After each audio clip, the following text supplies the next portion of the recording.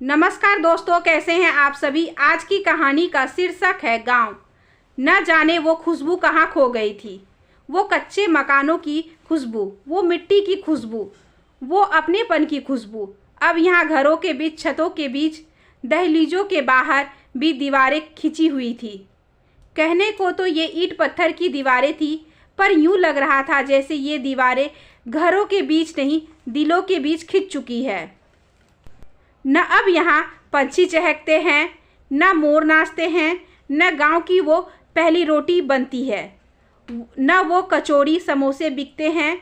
इतना बदलाव भला कहाँ लेकर जा रहा है हमें। हर गली नुक्कड़ पर शहरी पंच की छाप अपनी आंखों से देख रही हूँ मैं।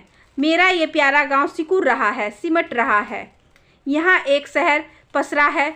मन ही मन कई सवाल उठ खड़े हो रहे हैं। वैसे शहरीकरण में बुराइयां ही क्या है। मुझे तो शहर पसंद है। वहाँ की वो बिजी लाइफस्टाइल, वर्क प्रेशर, बड़े बड़े मॉल्स और लेट नाइट पार्टी। लेकिन कभी कभी इन सब से भी तो ऊब होने लगती है। तब हम भागते हैं अपनी जड़ों की ओर।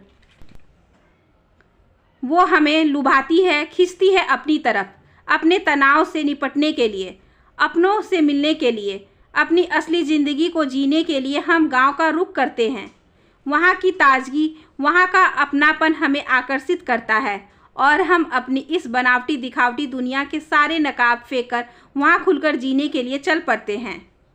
भले ही वहाँ शहरों जैसी भौतिक सुख सुविधा ना हो, लेकिन एक चीज़ है वहाँ, समय। अपनों के बीच रहकर सुख दुख बांटने का समय वहाँ सबके पास है, जो किसी भी सुख सुविधा से कहीं ज़्यादा है। लेकिन आज ऐसा क्यों महसूस हो रहा है कि मेरा गांव मुझसे छिन गया है। यह कोई अनजान सी अजनबी जगह है। पहले वाली कोई बात नहीं। लोग इसे तरक्की कहते हैं, पर क्या वाकई यह तरक्की है। ज़मीनों पर खेत नहीं लहराते अब। वहाँ तो कोई मल्टीनेशनल कंपनी बनने वाली है। वो नुक्कड़ के चाचा की छोटी सी दुकान पर पान के स्वाद वाली खट्टी मीठी गोलियां भी नहीं बिकती अब। चाचा के जाने के बाद उनके बेटे ने कपड़ों का शोरूम जो खोल लिया है। पास की गली की बर्फ फैक्ट्री बंद हो चुकी है, वहाँ गिफ्ट शॉप आ गई है। पिछली गली में जो मार्केट थी, वहाँ बड़ा सा मॉल बन चुका है। मैं तो यहाँ खुद को खोजने आई थी। कहाँ है मेरा अस्तित्व? कहाँ है वो गलियाँ जहाँ मेरा बचपन गुजरा था? कहाँ है वो मैदान जहाँ मैं खेलने जाती थी? वो कुआं कहाँ है जो दादाजी ने बनवाया था? वो आंगन कहाँ है जहाँ लोगों का आना जाना लगा रहता था? वो रसोई, वो चूल्हा कहाँ है जहाँ सबके लिए चाय नाश्ता खाना पीना बना करता था? ये मेरा गांव नहीं है। इसकी सूरत ही नहीं, इसकी सीरत भी बदल गई है। अब न कोई छतों पर आकर आपस में बात करता है, न किसी के खुद के सुख दुख के बारे में कोई पूछता है। सबने तरक्की जो कर ली है, सबके पास पहले से अधिक पैसा जो आ गया है, सुख सुविधाएं जो बढ़ गई है, फिर भला समय कहाँ रह गया किसी के पास। कच्ची सड़कें पक्की हो गई। साइकिल रिक्शा की जगह ई रिक्शा ने ले ली है। बैलगाड़ी, ऊंट गाड़ी तो जैसे किस्से कहानियों में ही नज़र आएंगे अब। टैक्सी की सुविधाएं हो गई हैं। बसों और ट्रेन का अच्छा खासा नेटवर्क हो गया है। और हाँ, सबसे बड़ी बात, मोबाइल फ़ोन्स ने तो सबकी ज़िंदगी ही बदल कर रख दी है। इंटरनेट पर अब घर घर की ज़रूरत हो गया है। सोचती हूँ कि लौट जाऊँ अब। क्या रह गया है यहाँ। अरे कहाँ खोई हुई है वर्षा? तुझे आए 3 दिन हो गए, लेकिन पता नहीं किन ख्यालों में खोई रहती है। क्या बात है? चाची की बात से मेरी तंद्रा भंग हुई। कुछ नहीं चाची, बस यही सोच रही थी कि कितना कुछ बदल गया है 5-6 सालों में ही। पिछली बार जब गांव आई थी तो सब कुछ अलग था। देख, तेरे लिए ही हमने मकान भी ठीक करवा लिया है। अब तो कच्चे मकान भी नहीं है, पक्के हो गए। टाइल्स लगवा ली, एसी लग गया, फ्रिज गैस सब कुछ है। तेरे चाचा ने सब तेरे लिए किया ताकि तुझे असुविधा ना हो। तुझे तो पता ही है तेरे चाचा कितना प्यार करते हैं तुझसे। हाँ चाची, लेकिन वो कच्चे मकान भी तो अच्छे ही थे। हम आंगन में या फिर छत पर खुली हवा में सोते थे। सुबह सुबह मोर तो शाम को बंदर भी आते थे। अब तो कुछ भी नहीं नज़र आता। चल छोड़ तू यह सब, बता आज खाने में क्या बनाए? चाची ने पूछा। मैं कुछ बोल पाती इससे पहले ही घर के बच्चे बोल पड़े। बुआ जी, आज मम्मी को बोलो ब्रेड पिज़्ज़ा बनाकर खिलाएंगी। बेटा, ब्रेड पिज़्ज़ा तो कभी भी खा सकते हैं, गांव के चूल्हे की रोटी खाने में जो मज़ा है वो ब्रेड में कहाँ। चूल्हा अब कहाँ है? बच्चों ने कहा। क्यों, ऊपर छत पर था ना पहले तो? मैंने आश्चर्य से पूछा। पहले था, पर अब कोई भी चूल्हे पर रोटियां नहीं सेकता। घर घर में गैस आ चुकी है तो कौन धुएं में अपनी आंखें फोड़ेगा। चाची ने कहा। पर चाची, आप ही तो कहती थी कि चूल्हे की रोटियां ही सेहत के लिए सबसे अच्छी होती है। गैस में पका तो शरीर को नुकसान ही पहुंचाता है। हाँ बेटा, कहती तो अब भी हूँ, लेकिन अब वक्त के साथ बदलना पड़ता है। चूल्हा चौका भी बदल गया है। तेरी भाभी भी चूल्हे पर खाना नहीं बनाती, पर मैं तेरे लिए आज बाटी बनाऊंगी, तुझे पसंद है ना? चाची ने लाड़ से कहा। अगली सुबह मैं अपना सामान पैक कर रही थी कि चाची ने पूछा, क्या बात है वर्षा, कहाँ जा रही है? चाची, मैं वापस जा रही हूँ, ऑफिस जल्दी ज्वाइन करना है। ये क्या बात हुई? तू तो 15 दिन की छुट्टी लेकर आई थी। फ़ोन पर तो कहा था तूने इस बार पूरे 15 दिन आप लोगों के साथ बिताऊंगी। इतने सालों बाद तो आती है और अब जाने की बात कह रही है।